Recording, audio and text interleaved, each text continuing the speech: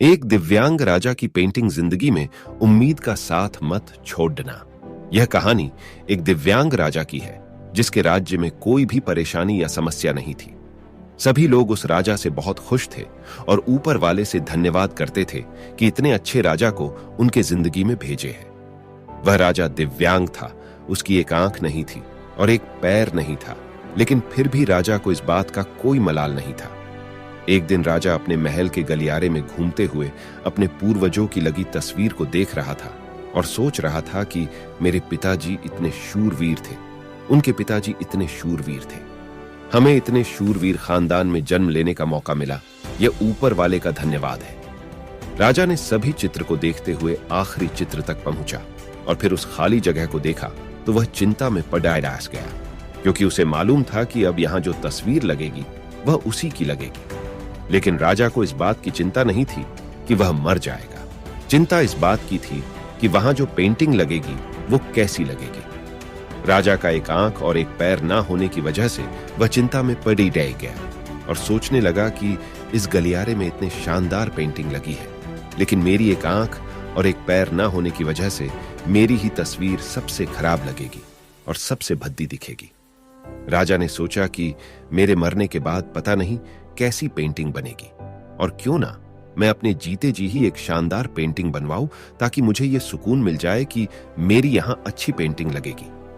अब उस राज्य में ऐलान करवा दिया गया और सभी पेंटर्स को बुलाया गया और कहा गया कि जो भी पेंटर राजा का शानदार पेंटिंग बनाएगा उसे शानदार इनाम मिलेगा। अब सभी पेंटर राज्य में आए और उन पेंटर को पता था कि अगर शानदार पेंटिंग बनेगा तो शानदार इनाम तो मिलेगा, लेकिन जिस राजा का एक आंख नहीं है, एक पैर नहीं है, उसका शानदार पेंटिंग कैसे बनेगा। पेंटर सोच रहे थे कि इनाम का तो पता नहीं, लेकिन अगर शानदार पेंटिंग नहीं बानी और राजा गुस्सा हो गया तो सजा मिलेगी। इसीलिए बड़े डेढ़े बड़े चित्रकार भी आगे नहीं आए। तभी उसमें से एक लेल्ड डेका बोला, राजा साहब, मैं आपकी पेंटिंग बनाना चाहता हूं, मुझे 24 घंटे का वक्त दीजिए। अब सभी बीडी बर्डी पेंटर हैरान हो गए कि ये लेल्डेट का क्या पेंटिंग बनाएगा, और अगर राजा को पेंटिंग पसंद नहीं आए तो इसे सजा जरूर मिलेगी। राजा बोला, ठीक है, आप बना करके आइए। अगले दिन वह लड्डा का तस्वीर बनाकर लाने वाला था और दरबार पूरी तरह से भर चुका था। लोग दूर दूर से ये देखने के लिए आए थे कि वह लड्डा का कैसा पेंटिंग बनाकर लाएगा। अब लल्लेडाका जब उस राजा की पेंटिंग बनाकर लाया तो लोग आश्चर्यचकित रह गए। सब लोग जोर जोर से तालियां बजाने लगे, सीटी बजाने लगे, और जब राजा ने उस पेंटिंग को देखा तो वह खुश हो गया और बोला कि वाह, इससे अच्छी पेंटिंग तो इस पूरे गलियारे में नहीं है। राजा ने उस एल डेरिके को बहुत सारा इनाम दिया। अब आप सोच रहे होंगे कि उस राजा की क्या पेंटिंग बनी होगी जिसकी एक आंख नहीं है और एक पैर नहीं है, कैसा पेंटिंग बना होगा।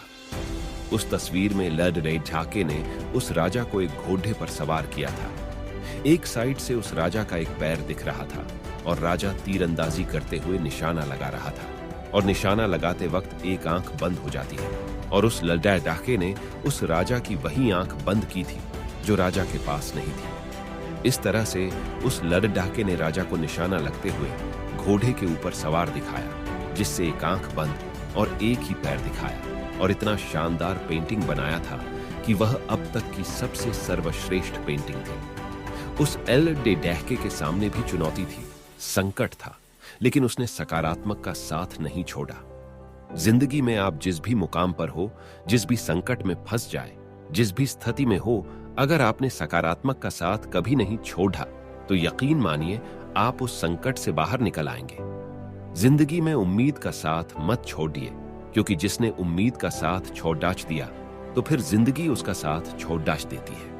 हर पल सकारात्मक रहिए, खुश रहिए, ऊपर वाले के आशीर्वाद के साथ और अपनों के प्यार के साथ, अपनी अच्छी और सच्ची मेहनत के साथ कर दिखाओ कुछ ऐसा कि दुनिया करनी चाहे आपके जैसा।